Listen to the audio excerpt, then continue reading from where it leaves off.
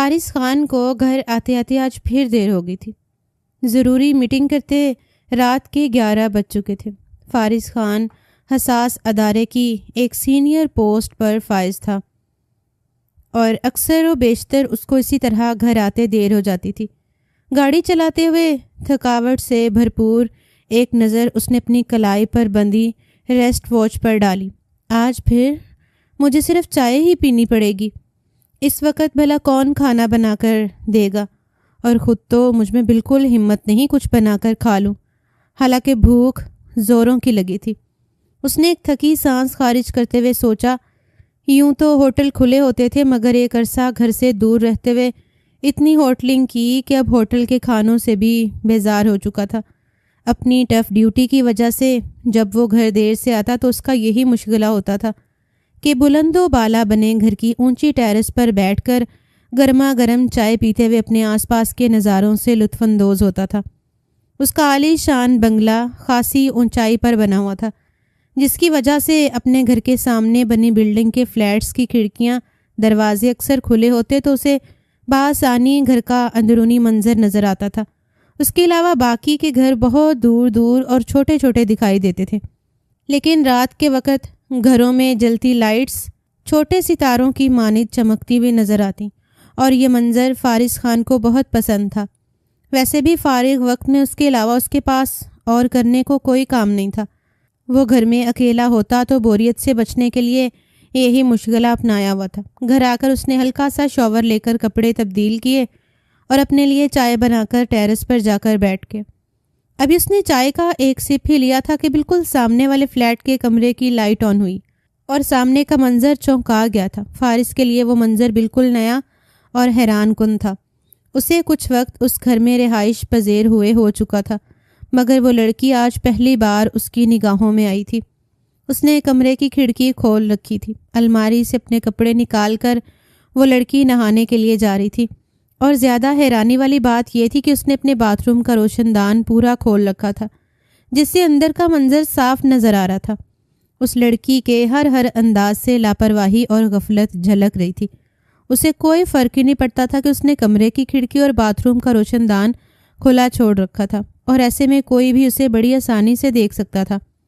شاید اس کو یہ لگتا تھا کہ ہمیشہ کی طرح آج بھی یہ بنگلہ ویران اور سنسان ہے اور یہاں کوئی نہیں رہتا، کیونکہ گھر آ جانے کے بعد بھی فارس بہت کم گھر کی لائٹس آن کرتا تھا، اور اکثر تو وہ گھر میں آتا ہی نہیں تھا۔ ایسے میں اس لڑکی کا اس گھر کے معاملے میں لاپرواہ رہنا بنتا تھا، اور واحد فارس خان کا وہ اونچا عالیشان گھر تھا جس کی ٹیرس پر ٹھہر کر فلیٹس کے اندر کی زندگیاں دیکھی جا سکتی تھیں۔ مگر پھر بھی اسے کچھ تو احتیاط سے کام لینا چاہیے تھا۔ بھلا کوئی لڑکی اتنی غافل اور لاپرواہ کیسے ہو سکتی ہے؟ ضروری تو نہیں کہ ہمیشہ بند رہنے والا بنگلہ آئندہ زندگی میں بھی بند رہے اور وہاں کوئی انسان رہنے کے لیے نہ آئے۔ گھر رہنے کے لیے بنائے جاتے ہیں، اور اس گھر کو بھی کوئی خرید سکتا تھا، جیسے میں اب خرید چکا ہوں، اور اس لڑکی کو پتہ ہی نہیں کہ وہ اس وقت میری نظروں کے حصار میں ہے۔ فارس بڑی حیرت سے سوچتے ہوئے اس لڑکی کی حرکات و سکنات بغور ملاحظہ کر رہا تھا۔ اسے لگا تھا شاید کپڑے اتارنے سے پہلے وہ کھڑکی اور روشن دان بند کر دے گی، مگر فارس کی حیرت کی انتہا نہیں رہی جب اس لڑکی نے انتہائی نارمل طریقے سے خود کو بے لباس کیا اور نہانے لگی۔ فارس پتھر کا ہو چکا تھا، ہونٹوں کی طرف جاتا چائے کا کپ جہاں کا تہاں کھڑا رہ گیا تھا۔ زندگی میں پہلی بار فارس کی نظروں نے ایسا منظر دیکھا تھا۔ وہ اپنے ہوش کھو بیٹھا تھا۔ وہ لڑکی بھلا شبہ انتہائی حسین تھی۔ اس کا خوبصورت گداز بدن، دودھ جیسا سفید رنگ اور مکمل حسین وجود، حسن میں اپنی مثال آپ رکھنے والی وہ لڑکی کسی اچھے خاصے سمجھدار اور ذی ہوش انسان کے حواس اڑانے کا مکمل اختیار رکھتی تھی۔ اس کا نوخیز حسن دیکھ کر فارس کا دل انتہائی تیز رفتاری سے دھڑکنے لگا تھا۔ اس کی کیفیت بہت عجیب ہو رہی تھی۔ اسے یہ بھی یاد نہیں تھا کہ وہ بہت زیادہ تھکا ہوا تھا اور چائے پی کر سونا چاہتا تھا، بلکہ اس وقت تو اسے صرف وہی لڑکی اپنے آس پاس دکھائی دے رہی تھی، اور اس کا دل کہہ رہا تھا کہ وہ لڑکی اس کی آنکھوں کے سامنے یوں ہی رہے اور وہ اسے دیکھتا رہے۔ فارس بہت دل جمی سے یہ منظر دیکھنے میں محو تھا۔ جب اسے اپنے موبائل کی رنگ ٹون سنائی دی، اس کی نظروں کا تسلسل ٹوٹا تو بہت بیزاری سے موبائل اٹھایا، مگر نمبر دیکھ کر فوراً کال اٹینڈ کر لی اور کمرے کی جانب بڑھ گیا۔ کال اس کے سینئر آفیسر کی تھی جو اٹینڈ کرنا بہت ضروری تھا، اور حساس ادارے سے منسلک ہونے کی وجہ سے اسے کالز پرائیویٹ ہو کر سننی پڑتی تھیں، لہٰذا کمرے میں جانا ضروری تھا۔ اگر کال ضروری نہ ہوتی تو فارس کبھی کال اٹینڈ نہ کرتا اور ٹیرس پر ہی بیٹھا وہ خوش نما منظر دیکھتا رہتا۔ فارس نے بہت بے دھیانی سے اپنے آفیسر کی تمام ہدایت سنی تھی، پھر جلدی سے ساری بات کو سمیٹ کر کال کاٹتے ہوئے باہر کی جانب بڑھا تاکہ دوبارہ اس ملکوتی حسن کی مالک لڑکی کو دیکھ سکے، مگر افسوس کمرے کی لائٹ آف ہو چکی تھی، وہ لڑکی وہاں سے غائب تھی۔ فارس کا دل ایک دم سے اچاٹ ہو گیا، اب اس کا کہیں بھی دل نہیں لگ رہا تھا، بار بار وہی منظر اس کی آنکھوں میں گھوم رہا تھا۔ وہ ساری رات اس نے بہت بے چینی سے بستر پر کروٹ بدلتے گزاری۔ اس لڑکی کے حسین وجود نے فارس کی تمام سوچوں کا رخ اپنی طرف موڑے رکھا، اس کا ہر انداز اور خوبصورت وجود فارس کے ذہن پر نقش ہو چکا تھا، اور وہ چاہ کر بھی خود کو اس لڑکی کی یاد سے جدا نہیں کر پا رہا تھا۔ ساری رات جاگتے رہنے کی وجہ سے فارس کی آنکھیں سوجی ہوئی تھیں اور اس کا سر بھاری ہو رہا تھا۔ اس نے بے دلی سے ناشتہ کیا، چائے کا کپ پی کر وہ اپنے آفس روانہ ہو گیا، مگر آج وہ پہلے کی طرح پھرتی اور جوش نہیں دکھا رہا تھا۔ حالانکہ وہ اپنے کام کے حوالے سے بہت سنجیدہ مزاج تھا، مگر آج کسی بھی کام میں اس کا دل نہیں لگ رہا تھا۔ اس نے بہت بے چینی سے پورا دن کاٹا اور شام ہوتے ہی اپنے گھر کی طرف روانہ ہوا۔ اس کے پورے وجود میں بے چینیاں بھری ہوئی تھیں۔ گھر آتے ہی بے اختیار اس نے قدم ٹیرس کی طرف بڑھائے، مگر فلیٹ میں مکمل خاموشی چھائی ہوئی تھی۔ فارس کمرے میں چلا آیا، کپڑے بدلے، کھانا کھا کر بستر پر لیٹ گیا۔ لیٹتے ہی اسے گہری نیند نے آن گھیرا۔ وہ ساری رات کا جاگا ہوا اور سارے دن کا تھکا ہوا تھا، لہٰذا نیند میں جاتے اسے 1 منٹ بھی نہیں لگا تھا۔ تقریباً وہ آدھی نیند کر چکا تھا جب پیاس لگنے سے فارس کی آنکھ کھلی۔ اس نے گھڑی پر ٹائم دیکھا تو رات کے 11 بج رہے تھے۔ فارس نے پانی پیا اور پھر سگریٹ کی ڈبی اٹھا کر ٹیرس پر چلا گیا۔ اسے سگریٹ کی طلب ہو رہی تھی، اور تب سگریٹ پھونکتے ہوئے اس نے دیکھا فلیٹ کے اس کمرے کی لائٹ آن ہوئی اور وہ لڑکی نمودار ہوئی۔ فارس کے دل کی دھڑکن بڑھ گئی۔ وہ لڑکی پورے کمرے میں ناچتی پھر رہی تھی۔ اس نے انتہائی سادہ سا لباس پہن رکھا تھا، مگر سادگی میں بھی وہ غضب ڈھا رہی تھی۔ گانے کے بول پر اس کا وجود اسی انداز میں تھرکتا اور بل کھاتا تھا۔ وہ ساتھ ساتھ گانا بھی گا رہی تھی اور اپنے ہاتھوں کی مرمری انگلیوں کو مستی میں نچا رہی تھی۔ کل کی طرح آج کے منظر نے بھی فارس کو محصور کر دیا تھا۔ وہ لڑکی لاپرواہ ہونے کے ساتھ ساتھ بہت معصوم بھی تھی۔ ناچتے ہوئے وہ لڑکی فارس کو مکمل طور پر پاگل کر چکی تھی۔ بے اختیار فارس کا دل چاہا وہ اٹھ کر اس لڑکی کے پاس پہنچ جائے اور اس کو چھو کر دیکھے۔ اس کی نازک مومی انگلیاں دیکھ کر فارس کو اپنی پیانو ٹیچر کی بے تحاشا یاد آئی تھی۔ وہ میٹرک میں تھا جب اسے اپنی ایک ٹیچر پسند آئی تھی۔ وہ پیانو کی ٹیچر تھی اور اپنی مومی انگلیوں سے جب پیانو بجاتی تو فارس کو بہت اچھی لگتی تھی۔ وہ ٹین ایج لڑکا تھا اور اپنی ٹیچر کو دل سے پسند کر بیٹھا تھا۔ اپنی پیانو ٹیچر کی مرمری انگلیاں فارس کے ذہن میں ہمیشہ کے لیے نقش ہو چکی تھیں۔ آج اس لڑکی کی انگلیوں نے پیانو ٹیچر کی یاد تازہ کر دی تھی۔ اس وقت تو فارس کو لگتا تھا کہ اس کی ٹیچر سے زیادہ حسین عورت اس دنیا میں کوئی نہیں ہوگی، مگر آج اس لڑکی نے فارس کو مجبور کر دیا تھا کہ وہ اپنی پیانو ٹیچر کو مکمل طور پر بھول کر اس لڑکی کے عشق میں گرفتار ہو جائے۔ فارس نے بے اختیار اپنی جیب سے موبائل نکالا تھا کہ اس لڑکی کی تصویر بنا سکے، مگر افسوس وہ لڑکی ایک بار پھر سے اپنے کمرے کی لائٹ آف کر کے وہاں سے جا چکی تھی۔ کچھ سوچ کر فارس نے اس فلیٹ کی تصویر بنا لی۔ یوں تو اس کی یادداشت غضب کی تھی۔ اپنی ذہانت اور ٹریننگ کی وجہ سے وہ ہر ایک چیز کو بہت توجہ سے آبزرو کرتا تھا اور ساری بات اور منظر اپنی یادداشت میں محفوظ کر لیتا تھا، مگر اس لڑکی کو فارس کھونا نہیں چاہتا تھا۔ اس کے دل میں یہ وہم آیا کہیں ایسا نہ ہو اس لڑکی کا فلیٹ وہ مس کر کے لڑکی سے ہاتھ دھو بیٹھے۔ تصویر بنانے کے بعد وہ اپنے کمرے میں چلا آیا۔ اب پھر اس کی رات آنکھوں میں کٹنے والی تھی۔ اب وہ مزید اس آنکھ مچولی کا حصہ نہیں بننا چاہتا تھا۔ فارس شروع سے ہی بہت جذباتی اور لمحوں میں فیصلے کرنے والا انسان تھا، اور دل کے معاملوں میں تو وہ کبھی بھی سوچنے اور سمجھنے میں وقت ضائع کرنا مناسب نہیں سمجھتا تھا۔ اس وقت بھی وہ لمحوں میں اس لڑکی کو اپنانے کا فیصلہ کر چکا تھا۔ وہ لڑکی مکمل طور پر فارس کو اپنا دیوانہ بنا چکی تھی، اور اب فارس چاہتا تھا کہ اسے ہمیشہ کے لیے اپنی زندگی میں شامل کر کے اپنے گھر لے آئے۔ فارس نے سوچ لیا تھا کہ ہر حال میں اس لڑکی کو حاصل کرے گا۔ اب اسے اس لڑکی کے گھر والوں تک پہنچنا تھا، اور اس کے لیے فارس کے دماغ میں میڈم نائلہ کا خیال آیا تھا، جو اس کی سینئر تھیں اور فارس سے بہت محبت کرتی تھی۔ فارس ان کو اپنے بیٹے کی طرح لگتا تھا، جو کچھ وقت پہلے ایک اہم مشن کو سر انجام دیتے ہوئے جامع شہادت پا چکا تھا۔ میڈم نائلہ اپنے بیٹے کی کمی کو فارس کا خیال رکھ کر پورا کر رہی تھیں۔ فارس کو بھی میڈم نائلہ سے بہت انسیت ہو چکی تھی۔ وہ ان کی دل سے عزت کرتا تھا۔ اپنی زندگی کی ہر چیز اور غیر ضروری معاملات وہ میڈم نائلہ کے ساتھ شیئر کر چکا تھا۔ اس وقت بھی اپنی دلی خواہش کو پورا کرنے کے لیے اسے میڈم نائلہ بہت بہتر لگی تھی۔ فارس نے بہت بے چینی سے رات گزاری اور صبح ہوتے ہی پہلی فرصت میں میڈم نائلہ کے گھر پہنچ گیا۔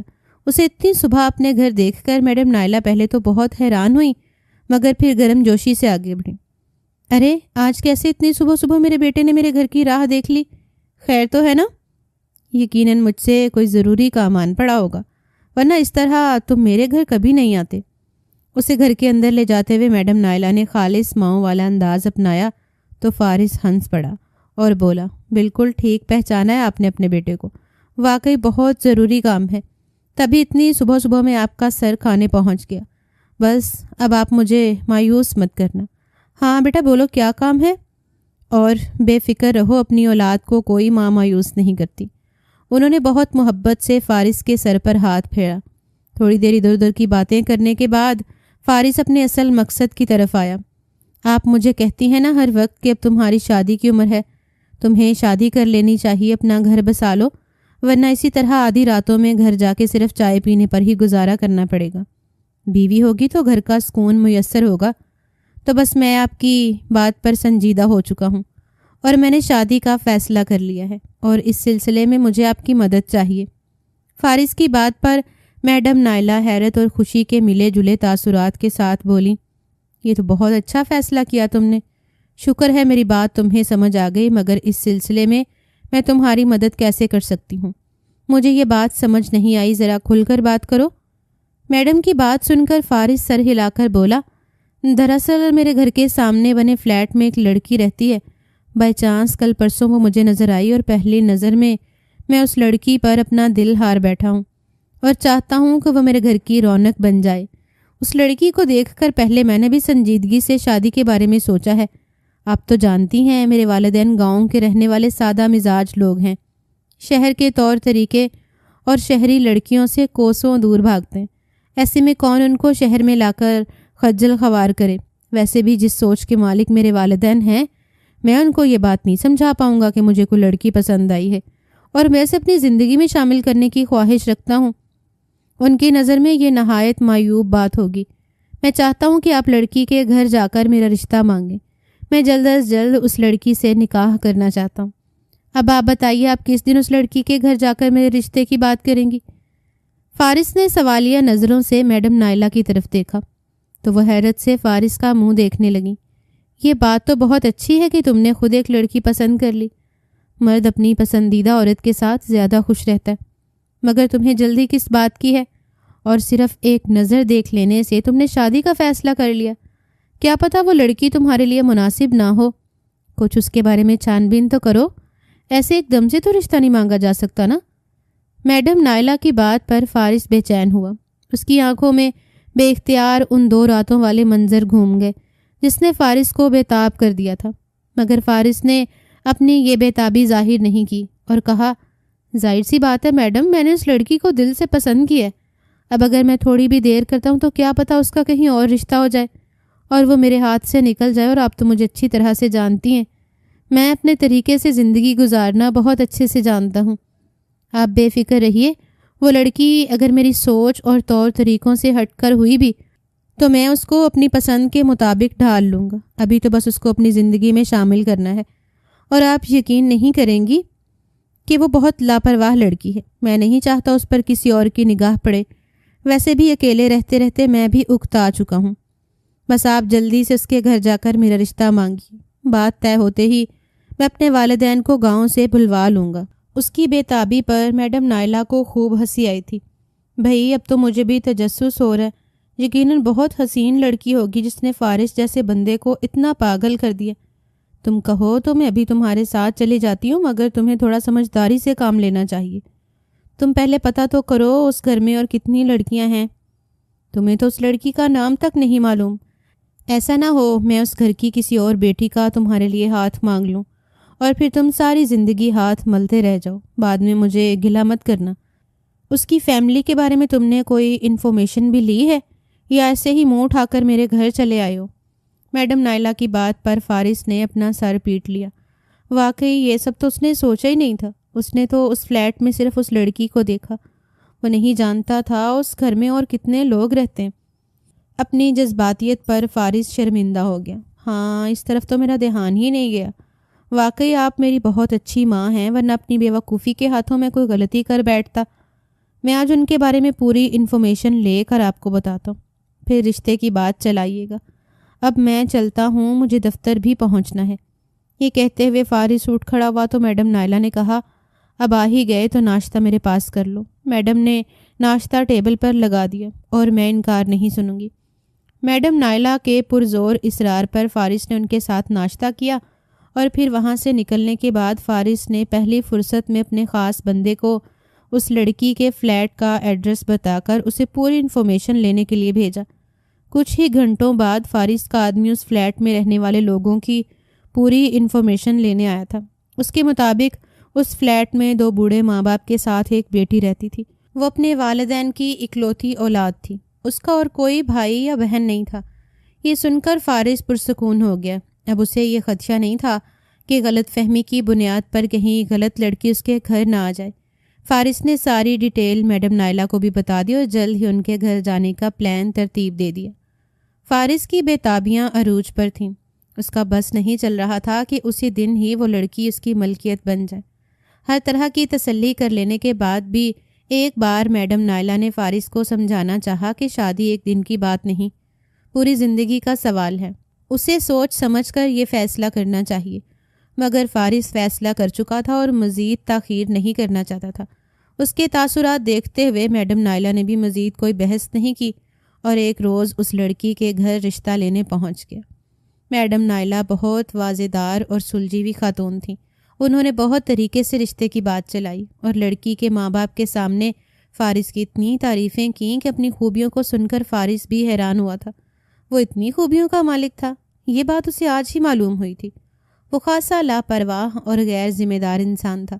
بس یہی خوبی تھی اس میں کہ وہ اعلیٰ تعلیم یافتہ تھا، ایک اچھے عہدے پر فائز تھا اور اچھی شکل و صورت کا مالک تھا۔ مگر میڈم نائلہ نے تو اسے زمین سے آسمان پر پہنچا دیا تھا۔ اتنی تعریفوں کے پل باندھتا دیکھ کر فارس نے دل میں سوچا، اگر اتنی خوبیاں ہیں مجھ میں تو انہوں نے اپنی بیٹی کا رشتہ کیوں نہیں دیا مجھے؟ فارس کو مذاق سوجا، مگر پھر فوراً ہی دل میں خود کو سرزنش کی۔ وہ جانتا تھا میڈم نائلہ ہر حال میں اس کا رشتہ پکا کرنا چاہتی ہیں اور وہ ان کے خلوص کا مذاق بنا رہا تھا۔ اگر وہ اس کے خیالات جان لیتی تو یقیناً اس کا خون کر دیتی۔ فارس فوراً سنجیدہ ہوا تھا۔ لڑکی کا والد مزدور پیشہ انسان تھا، محنت مزدوری کر کے بامشکل اپنا اور اپنی بیوی بچوں کا پیٹ پال رہا تھا۔ ایسے میں اتنی بڑی پوسٹ والے آفیسر کا رشتہ پا کر وہ غریب لوگ بوکھلا چکے تھے۔ ایک طرف تو انہیں خوشی ہو رہی تھی کہ ان کی بیٹی کو بیٹھے بٹھائے اتنا بہترین رشتہ مل گیا تھا، تو دوسری طرف وہ پریشان بھی تھے، جانے یہ لڑکا ان کی بیٹی کے حق میں بہتر تھا بھی یا نہیں۔ میڈم نائلہ نے ان کی ہر طرح سے تسلی کروائی، فارس کے والدین کے بارے میں بھی سارا بتایا اور انہیں سوچنے کے لیے کچھ دن کا وقت دے کر وہاں سے آ گئے۔ گھر پہنچتے ہی فارس نے بہت بےتابی سے پوچھا تھا، آپ کو کیا لگتا ہے وہ مجھے رشتہ دے دیں گے؟ وہ لوگ انکار تو نہیں کریں گے نا؟ فارس کے ہر انداز سے ظاہر ہو رہا تھا کہ اس لڑکی کو پانے کے لیے فارس کتنا پاگل ہو رہا تھا۔ میڈم نائلہ بہت حیران تھی۔ فارس جیسے لاپرواہ اور منموجی لڑکے کو کسی لڑکی کے لیے اتنا پاگل ہوتے دیکھنا ان کے لیے حیرت کی بات تھی۔ وہ بھی اس لڑکی کو دیکھنا چاہتی تھیں، مگر فارس کی موجودگی میں لڑکی کے والدین نے اپنی بیٹی کو وہاں بلانا مناسب نہیں سمجھا تھا۔ میڈم نائلہ نے بھی زیادہ مجبور نہیں کیا، وہ سمجھ گئی تھیں لڑکی کے ماں باپ جھجک کا شکار ہیں۔ انہوں نے فارس کو تسلی دی اور کہا وہ غریب لوگ ہیں، ان کے گھر انہی جیسا ہی کوئی لڑکا رشتہ لے کر آ جاتا بھی غنیمت ہوتی۔ ایسے میں اتنے بہترین رشتے کا تو انہوں نے سوچا بھی نہیں تھا۔ وہ ضرور ہاں کریں گے، بس انہیں تھوڑا سا وقت چاہیے۔ تم تھوڑا صبر رکھو اور سمجھو لڑکی بس تمہاری ہو چکی ہے۔ میڈم نائلہ کی بات پر فارس نے بے اختیار دعا کی کہ ان کی یہ بات سچ ثابت ہو۔ 2 روز بعد لڑکی کے والدین نے فارس کے رشتے کے لیے حامی بھر لی تھی۔ رشتہ طے ہوتے ہی فارس خوشی سے جھوم اٹھا تھا۔ اس کے پاؤں زمین پر نہیں ٹک رہے تھے۔ پہلی فرصت میں اس نے گاؤں سے اپنے والدین کو بلوایا اور جب ان کو بتایا کہ وہ رشتہ کر چکا ہے تو اس کی والدہ تھوڑا مایوس اور پریشان ہو گئی اور کہنے لگی، میں نے تو تمہارے رشتے کے لیے بہت کچھ سوچ رکھا تھا، مگر تم نے تو بالا ہی بالا رشتہ طے کر لیا اور ہمیں بتایا تک نہیں۔ جانے کیسے لوگوں میں رشتہ جوڑ بیٹھے ہو۔ میں تو اپنے خاندان یا جان پہچان کے لوگوں میں رشتہ کرنا چاہتی تھی۔ اپنی ماں کی ناراضگی پر فارس بے چین ہوا۔ ماں کے ہاتھ تھام کر بولا، کیسی باتیں کرتی ہیں امی، آپ کی اور ابو کی خوشی تو میرے لیے بہت اہمیت رکھتی ہے۔ میں نے آپ کو میڈم نائلہ کے بارے میں بتایا ہوا ہے نا، وہ میری ماں جیسی ہیں، بالکل آپ کی طرح میرا خیال رکھتی ہیں۔ یہ رشتہ انہی کے توسط سے ہوا ہے۔ انہوں نے لڑکی کی بہت تعریف کی، پھر بھی آپ کو تسلی نہیں ہو رہی تو آپ جا کر لڑکی دیکھ لیں اور اس کے گھر والوں سے بھی مل لیں۔ فارس نے ماں سے کہا تو بیٹے کی فرما برداری پر وہ خوش ہو گئیں۔ ان کے لیے اتنا ہی کافی تھا کہ ان کا بیٹا انہیں اتنا مان دے رہا تھا۔ ویسے بھی میڈم نائلہ کی وہ دل سے شکر گزار تھیں جو اس اجنبی شہر میں ان کے بیٹے کا اتنا خیال رکھ رہی تھیں۔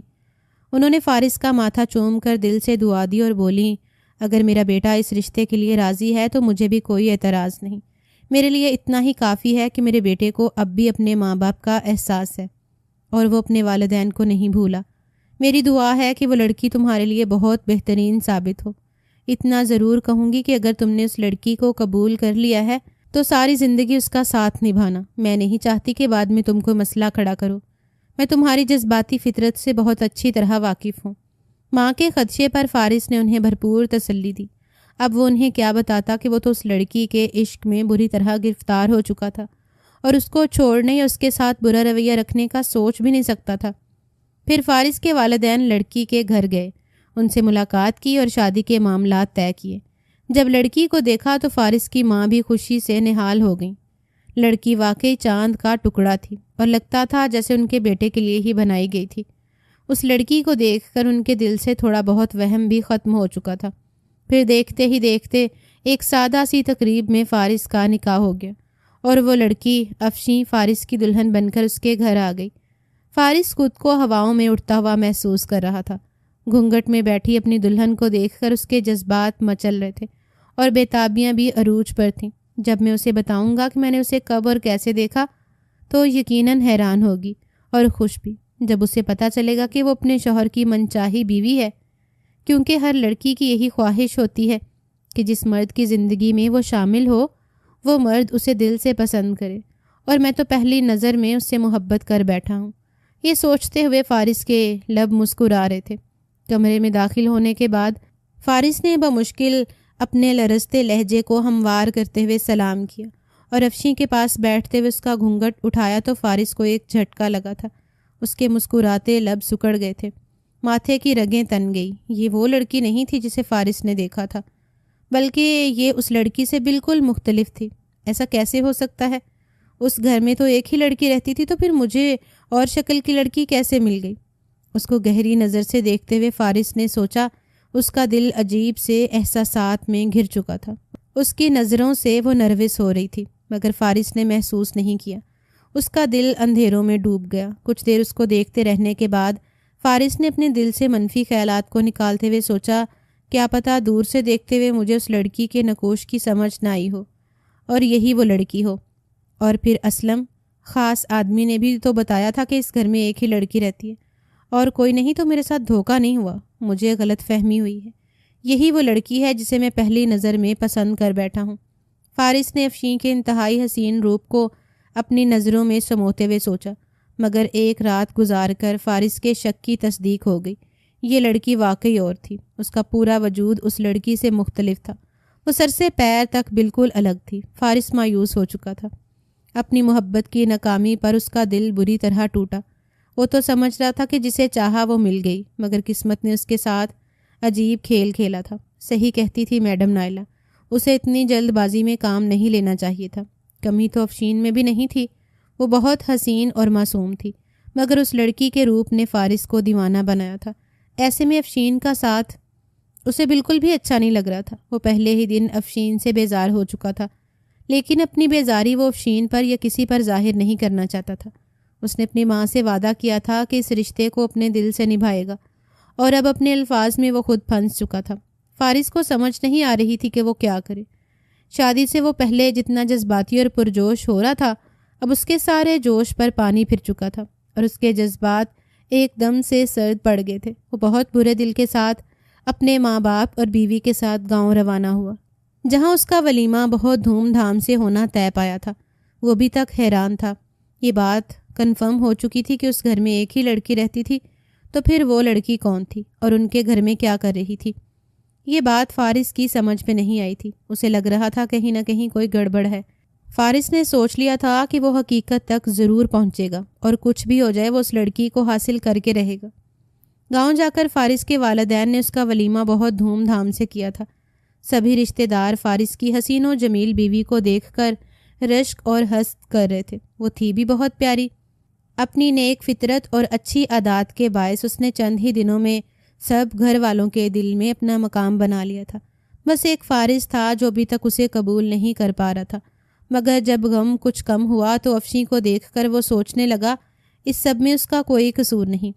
وہ تو جانتی بھی نہیں کہ میں اس تک کیسے پہنچا، لہٰذا میں افشین کو سزا نہیں دوں گا۔ یہ بھی میری بیوی رہے گی، مگر اس لڑکی کو میں ہر صورت حاصل کروں گا۔ افشین کو گاؤں میں اپنے والدین کے ساتھ رکھوں گا۔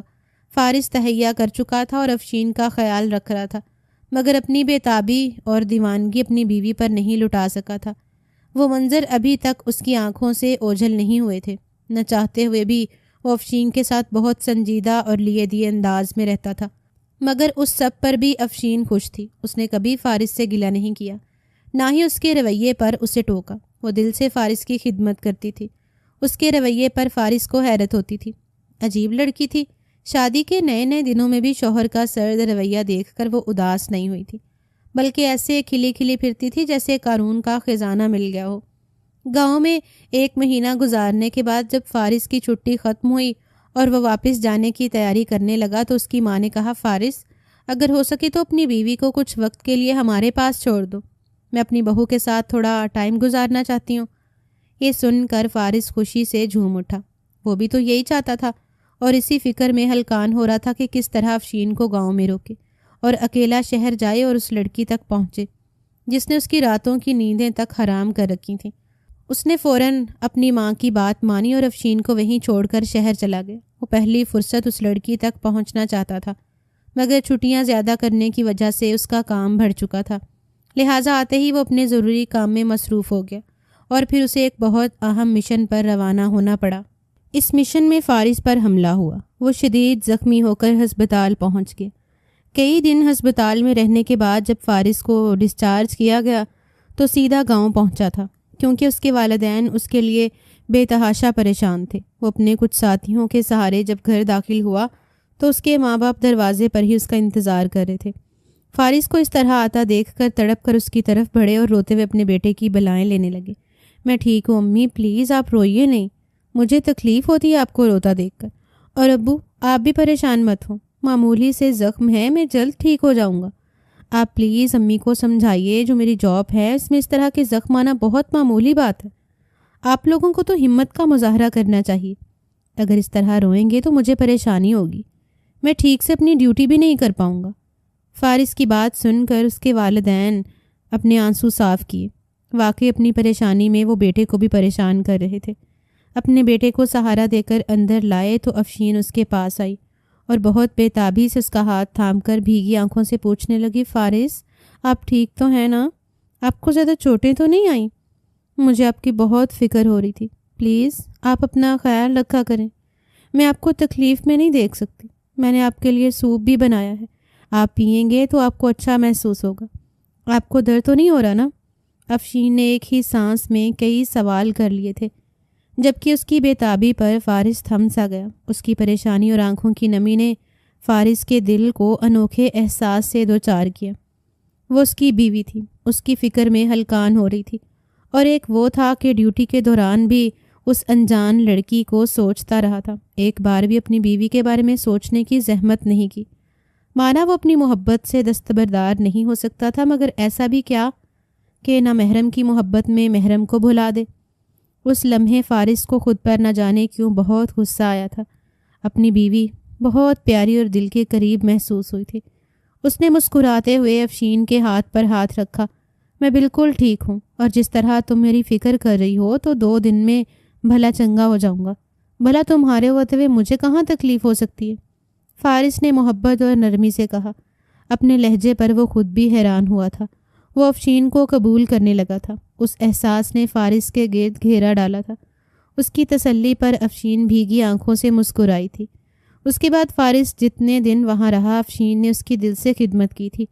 وہ دن رات سائے کی طرح فارس کے آس پاس منڈلاتی رہی تھی، اور تب پہلی بار ہر سوچ، ہر خواہش کو بالائے طاق رکھ کر فارس نے افشین کو جھانچا تھا، اور اسے محسوس ہوا اس کی بیوی اس کے دل میں اپنی جگہ بنا چکی تھی۔ وہ اسے اچھی لگنے لگی تھی۔ افشین کے رویے پر فارس حیران تھا۔ اس نے تو افشین کو اتنی محبت نہیں دی تھی، پھر بھی وہ اتنی بے تابی دکھا رہی تھی۔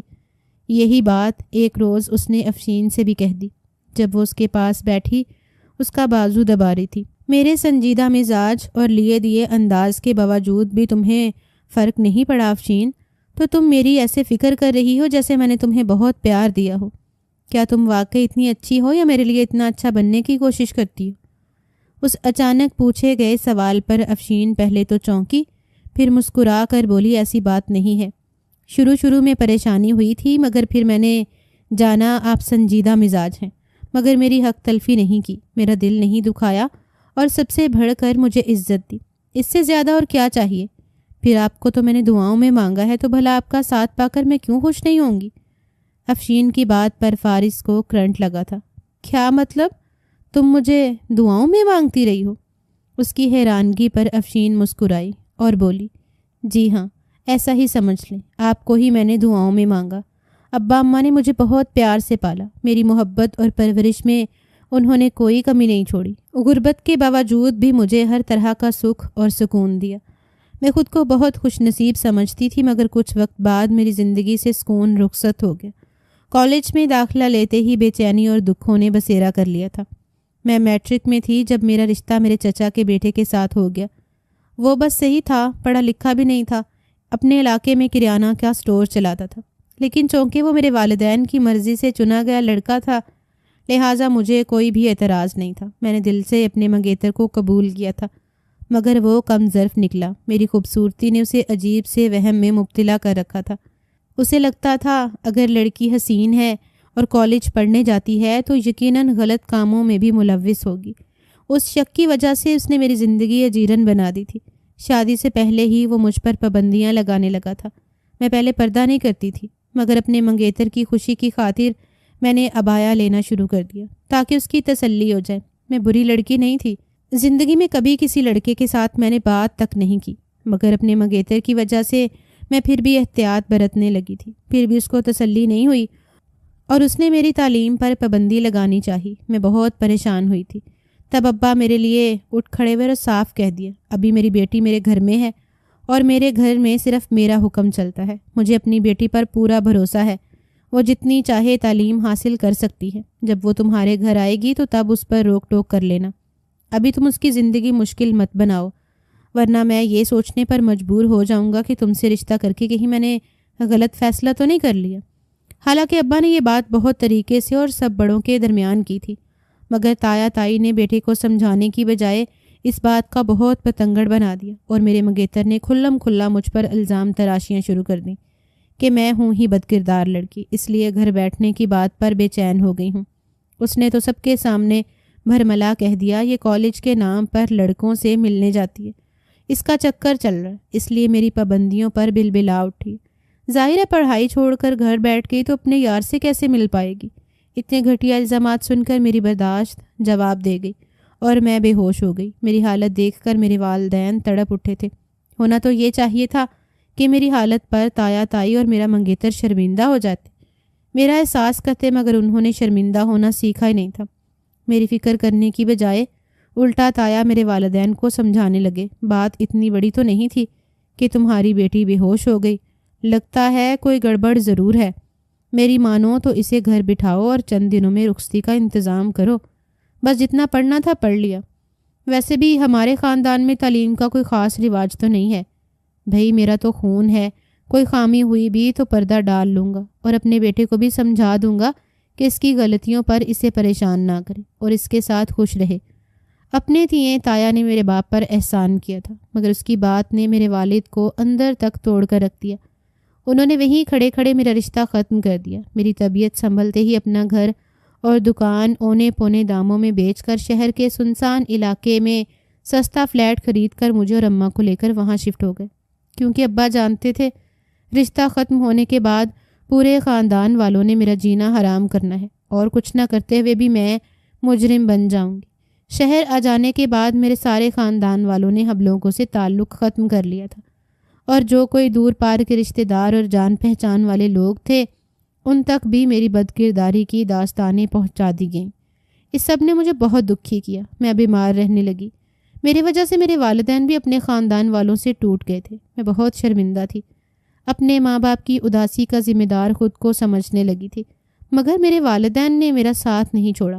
انہوں نے مجھے بہت محبت اور توجہ دی، مجھے سمجھایا کہ چند دن خود غرض رشتہ داروں کی بے حسی کی وجہ سے زندگی ختم نہیں ہو جاتی، مجھے اپنی زندگی میں آگے بڑھنا چاہیے۔ اپنے والدین کی خاطر میں نے خود کو سنبھال لیا تھا، اپنی تعلیم بھی شروع کر دی تھی، مگر اپنے والدین کی پریشانی کو سمجھ رہی تھی۔ میرے رشتے کو لے کر وہ دونوں بہت پریشان تھے۔ ان کو خوف تھا کوئی بھی میرا ہاتھ تھامنے کو تیار نہیں ہوگا۔ تبھی میں نے اللہ سے رو رو کر دعائیں مانگنی شروع کر دیں۔ وہ میرے نصیب میں ایسے شہزادے کو بھیجے جسے دیکھ کر سب کی آنکھیں کھل جائیں اور کچھ نہ بول کر بھی میں اپنی بے گناہی ثابت کروں۔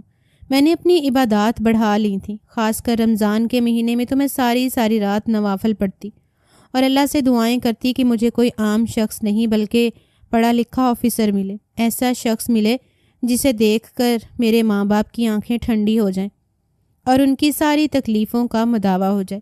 اور دیکھ لیں، نتیجہ آپ کے سامنے ہے۔ جب آپ کا رشتہ آیا تو میرے ماں باپ کو یقین ہی نہیں آ رہا تھا کہ ان کی بیٹی کو اتنا اچھا رشتہ بھی مل سکتا ہے۔ یہی حال میرا بھی تھا، مگر مجھے اپنے اللہ پر بھروسہ تھا۔ مجھے یقین تھا میرا اللہ میری دعائیں رد نہیں کرے گا اور جیسا شخص میں چاہتی ہوں مجھے ویسا ہی ملے گا۔ اس لیے آپ کا ساتھ پا کر میں بہت خوش ہوں۔ آپ میری دعاؤں کا ثمر ہیں۔ میں آپ کے ساتھ بے تحاشا خوش ہوں۔ آپ نے میری زندگی کی ساری محرومیاں دور کر دی ہیں۔ آپ نے مجھے وہ عزت دی جو پورے خاندان میں آج تک کسی مرد نے اپنی عورت کو نہیں دی تھی۔ ایک باوقار شخص کے ساتھ نے مجھے بے گناہ ثابت کیا۔ جو خاندان والے ہمیں پوچھتے نہیں تھے وہ خود ہی اب میرے والدین کے گھر آنے جانے لگے ہیں۔ ظاہر ہے میرے ماں باپ عام انسان نہیں رہے، وہ ایک اعلیٰ آفیسر کے ساتھ سستر بن چکے ہیں۔ فارس دم سادے افشین کی باتیں اور اس کا بے رحا چہرہ دیکھ رہا تھا جس پر بہت ہی خوبصورت مسکراہٹ سجی ہوئی تھی۔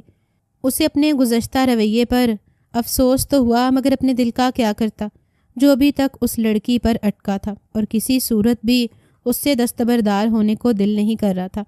اور پھر ابھی تک تو یہ معامہ بھی حل نہیں ہوا تھا کہ وہ لڑکی تھی کون اور ان کے فلیٹ میں کیا کر رہی تھی۔ یہ لوگ یقیناً اس سے کچھ چھپا رہے تھے۔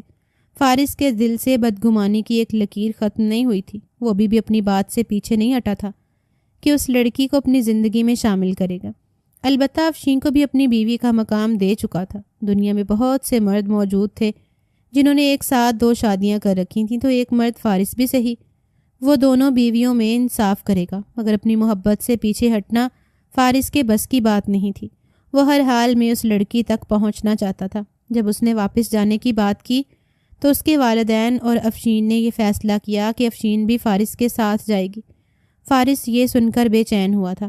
وہ بھی افشین کو اپنے ساتھ نہیں لے جانا چاہتا تھا۔ کچھ سوچ کر اس نے ایک بہانہ گھڑا۔ اپنے والدین کو کہنے لگا، میری ڈیوٹی ہے، میرا جانا بہت ضروری ہے، مگر خطرہ بھی ٹلا نہیں۔ ایسے میں افشین کو اکیلا گھر میں رکھنا ٹھیک نہیں سمجھ رہا۔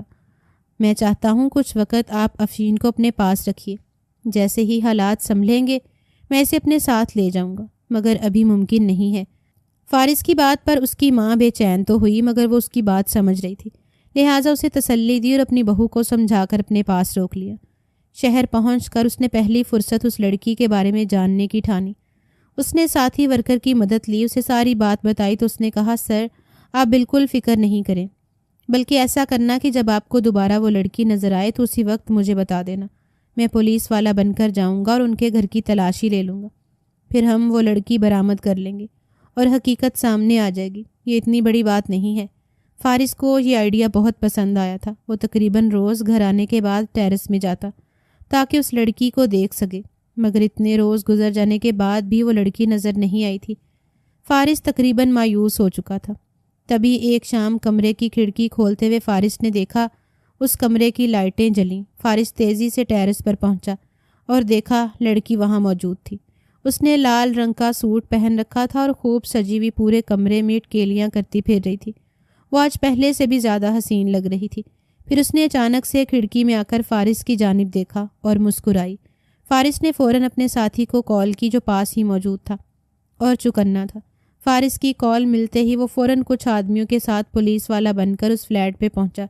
اس نے فارس کے ساس سسر سے کہا کچھ دہشت گرد فرار ہیں اور اس بلڈنگ میں پناہ لی ہے۔ اس سلسلے میں ہمیں آپ کے فلیٹ کی تلاشی لینی ہے۔ غریب لوگ تھے، پولیس والوں کو دیکھ کر گھبرا گئے اور بنا کوئی سوال جواب کیے جلدی سے ایک سائڈ پر ہو گئے۔ راستہ ملتے ہی فارس کے بندے فلیٹ میں گھس گئے، پورے فلیٹ کی تلاشی لے لی، مگر انہیں وہاں کوئی لڑکی نہیں ملی تھی، جبکہ فارس ابھی تک اس لڑکی کو دیکھ رہا تھا۔ پھر دیکھتے ہی دیکھتے کمرے کی لائٹ آف ہوئی اور وہ لڑکی اندھیرے میں گم ہو گئی۔ اس وقت فارس کے آدمی بھی فارس کے پاس ہی پہنچ گئے اور بولے، سر آپ کو کوئی غلط فہمی ہوئی ہے، اس فلیٹ میں کوئی لڑکی نہیں تھی۔ ہم نے پورے فلیٹ کی تلاشی لی، آس پاس کے لوگوں سے بھی پوچھا، سب کا یہی کہنا ہے اس فلیٹ میں 2 بوڑھے ماں باپ رہتے ہیں، ان کی ایک بیٹی ہے جس کی کچھ ٹائم پہلے شادی ہوئی ہے۔ یہ سن کر فارس چکرا کر رہ گیا تھا۔ وہ بچہ نہیں تھا اور نہ ہی وہمی مریض کہ خیالی لڑکی کا خاکہ بنا کر پاگل ہوا رہتا۔ اس نے بہت بار اس لڑکی کو دیکھا تھا۔ آج بھی اپنے ہوش و حواس میں اس نے لڑکی کو دیکھا۔ وہ لڑکی تو اس کی جانب دیکھ کر مسکرائی بھی تھی، تو کیا اتنا کچھ اس کی نظروں کا دھوکہ ہو سکتا تھا؟ یہ ناممکن بات تھی، مگر وہ اپنے ساتھیوں کی بات کو بھی نہیں جھٹلا سکتا تھا۔ انہوں نے پورے فلیٹ کی تلاشی لی تھی، وہ لڑکی نہیں ملی تھی، جبکہ فارس اس لڑکی کو اپنی آنکھوں سے دیکھ چکا تھا۔ وہ اپنا سر پکڑ کر بیٹھ گیا۔ کچھ سمجھ نہیں آ رہی تھی آخر یہ کیا ماجرا تھا، اور اس کو خود ہی اپنی ذہنی حالت پر شبہ ہونے لگا۔ شاید وہ پاگل ہو چکا تھا، مگر نہیں، اگر وہ پاگل ہوتا تو اتنی بڑی پوسٹ پر نہ بیٹھا ہوتا۔ بہت زیادہ سوچ بچار کرنے کے بعد بھی جب فارس کو کوئی راستہ سمجھائی نہیں دیا تو کچھ سوچ کر فارس نے اس بلڈنگ کے مالک سے رابطہ کیا اور پوچھا وہاں پر کوئی ایسی فیملی موجود تھی جو بہت عرصے سے اس بلڈنگ میں رہائش پذیر ہو۔ مالک نے فوراً فارس کی مدد کی اور ایک فیملی تک پہنچایا جو سب سے پہلے یہاں فلیٹ لے کر شفٹ ہوئے تھے اور ابھی تک وہیں تھے۔ فارس اس آدمی سے ملا، اپنی جاب کا بتا کر اس سے کہا، میں اس بلڈنگ کے سامنے والے بنگلے میں رہتا ہوں۔ میرے گھر کے سامنے جو فلیٹ ہے ادھر میری معلومات کے مطابق 2 بوڑھے میاں بیوی اور ان کی بیٹی رہتی ہے، مگر میں نے اس فلیٹ میں ایک اور لڑکی کو بھی دیکھا ہے، اور ایک بار نہیں کئی بار دیکھا ہے، مگر ہر کوئی اس لڑکی کے بارے میں لا علمی کا اظہار کر رہا ہے۔ اس بات نے مجھے پریشان کر دیا ہے، اسی حوالے سے آپ کے پاس آیا ہوں، شاید آپ اس لڑکی کے بارے میں کچھ جانتے ہوں۔ فارس کی بات سن کر وہ آدمی بولا، جی سر میں جانتا ہوں، آپ نے یقیناً وہ لڑکی دیکھی ہوگی۔ وہ لڑکی ہر کسی کو نہیں دکھائی دیتی، مگر آپ کو نظر آئی تو یقیناً وہ چاہتی ہے کہ آپ اس کے اصل تک پہنچے۔ دراصل وہ لڑکی مر چکی ہے اور نظر آنے والی اس کی روح ہے جو اس فلیٹ میں بھٹکتی پھرتی ہے۔ جب یہ بلڈنگ بنی تھی تو سب سے پہلے میں نے یہاں فلیٹ لیا تھا۔ میرے یہاں شفٹ ہونے کے کچھ وقت کے بعد ایک سندھی وڈیرا آیا، وہ فلیٹ اس وڈیرے نے خریدا تھا۔ پھر ایک رات انتہائی حسین و جمیل لڑکی کو لے آیا۔ ہم میاں بیوی ہیں، اولاد ہیں اور بس اپنی زندگی پوری کرنے کے لیے یہاں پر رہ رہے ہیں۔ میری بیوی بہت باتونی ہے، جب اس نے دیکھا کہ اس بلڈنگ میں ایک لڑکی بھی رہائش پذیر ہو چکی ہے تو اس لڑکی سے ملنے جا پہنچی۔ تب ہمیں معلوم ہوا کہ اس وڈیرے نے اس لڑکی سے شادی کی تھی، مگر اسے اپنے گھر نہیں لے گیا تھا کیونکہ وہ خاندانی نواب تھا اور اپنے گھر والوں سے چھپ کر غریب لڑکی کو اپنی بیوی بنائی تھی، اسی لیے وہ اپنی بیوی کے ساتھ اس بلڈنگ میں شفٹ ہو گیا تھا۔ وہ لڑکی بہت پیاری تھی، میری بیوی بتاتی تھی کہ وہ ہر وقت سجی سنوری رہتی تھی، بہت شوخ مزاج اور شرارتی سی۔ امیر زادے کی بیوی بن کر وہ بہت خوش تھی۔ یقیناً ماں باپ کے گھر میں اس نے بہت محرومیاں دیکھی تھیں، مگر اس کی یہ خوشی چند روز کی تھی۔ اس کے بعد اس کی زندگی کا تاریک باب شروع ہو گیا تھا۔ ہوا یوں کہ کچھ لڑکوں نے بھی ہماری بلڈنگ میں فلیٹ لے کر رہنا شروع کر دیا۔ وہ یونیورسٹی کے لڑکے تھے، صبح کو جاتے شام کو واپس آتے تھے اور باقی کا ٹائم اپنے فلیٹ میں رہ کر خوب ہلا گلا کرتے تھے۔ وہ لڑکے بہت شریف تھے اور اپنے کام سے کام رکھتے تھے، مگر ان کے یہاں آنے سے لڑکی کی زندگی مشکل ہو گئی تھی۔ وڈیرا جو پہلے بہت شوق سے اس لڑکی کو بیاہ کر لایا تھا، اس پر شک کرنے لگا تھا۔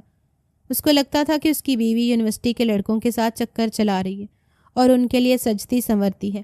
اس کی بیوی نے اسے یقین دلانے کی بہت کوشش کی تھی کہ وہ کبھی گھر سے باہر نہیں نکلی اور نہ ان لڑکوں کو جانتی ہے، مگر وہ ظالم شخص اس کی بات پر یقین کرنے کو تیار ہی نہیں تھا۔ اس کا شک اتنا بڑھ گیا تھا کہ اس نے اپنی بیوی پر روک ٹوک لگانی شروع کر دی۔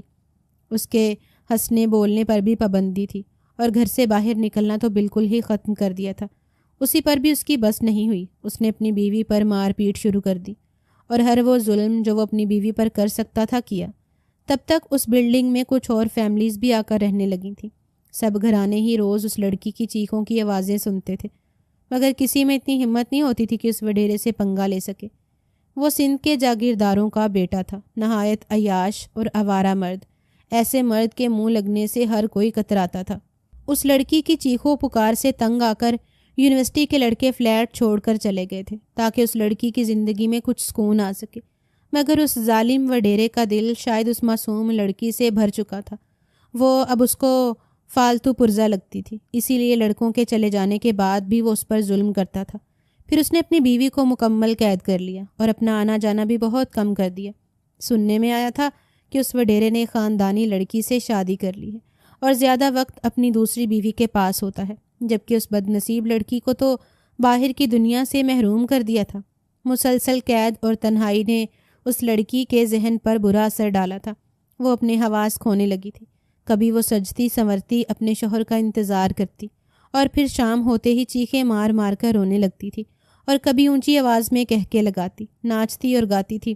اس کی بے بسی سے ہمارے دل دکھتے تھے، مگر ہم بھی بے بس غریب لوگ تھے، ایسے ظالم جاگیرداروں کا مقابلہ کرنے کی ہمت نہیں رکھتے تھے، لہٰذا خاموشی کی چادر اوڑھ کر بے حس بنے رہے۔ پھر دیکھتے ہی دیکھتے وہ لڑکی زندگی کی بازی ہار گئی۔ اس کے مرتے ہی وڈیرا فلیٹ بیچ کر یہاں سے چلا گیا۔ اس کے بعد دوبارہ اسے کسی نے یہاں نہیں دیکھا، مگر اس کے کچھ عرصے کے بعد اس فلیٹ سے پھر آوازیں آنے لگیں۔ ہم سب بہت حیران ہوئے کیونکہ وہ فلیٹ اب بند پڑا تھا اور وہاں کوئی نہیں رہتا تھا، مگر جب ان آوازوں پر غور کیا تو یہ جان کر جھٹکا لگا تھا کہ وہ آوازیں اسی لڑکی کی تھیں، کبھی روتی ہوئی تو کبھی ہنستی اور کبھی گانا گا کر ناچتی ہوئی۔ اس کی آوازوں سے سب ڈر گئے تھے۔ وہ بدروح تھی جو مرنے کے بعد بھٹکتی پھر رہی تھی۔ بلڈنگ میں رہنے والے جتنے لوگ اس لڑکی کے بارے میں جانتے تھے، انہوں نے آوازوں سے گھبرا کر اپنے فلیٹ بیچے اور یہاں سے چلے گئے۔ ایک ہم لوگ ہیں جو ابھی تک یہاں پڑے ہیں۔ ہمیں ان آوازوں سے ڈر نہیں لگتا، بلکہ افسوس ہوتا ہے کہ اس معصوم لڑکی کی زندگی خراب ہوئی، اسی وجہ سے وہ آج تک بے چین ہے۔ آپ کو بھی وہی لڑکی نظر آئی ہوگی سر جی، وہ ڈانس کرتی ہوگی، پورے کمرے میں جھومتی پھرتی ہوگی اور کبھی تو بہت سجی سنوری بھی ہوتی ہوگی۔